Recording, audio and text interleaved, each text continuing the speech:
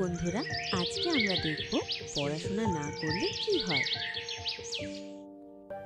ধুর, এত পড়ে কি হবে, একটু মোবাইল ইউজ করি। আসিফের বাবা আসেন এবং তাকে বললেন, পড়া বাদ দিয়ে ফোন ইউজ করছো কেন?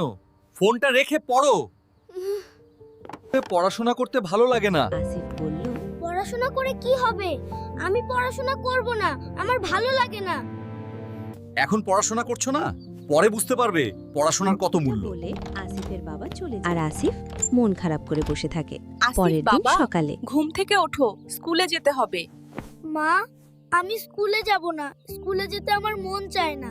তাড়াতাড়ি রেডি হও, স্কুলে যেতেই হবে। ঠিক আছে মা, আমি রেডি হচ্ছি। মা, আমি স্কুলে গেলাম। এটা বলে আসিফ বাড়ি থেকে বের হয়। স্কুলে গিয়ে কি হবে, এখানেই বসে থাকি। স্কুলের সময় শেষ হলে বিকেলে বাসায় চলে যাব। কিন্তু আসিফ স্কুলে যায় না। স্কুলে যাওয়ার কথা বলে আসিফ এদিক ওদিক বসে থাকে।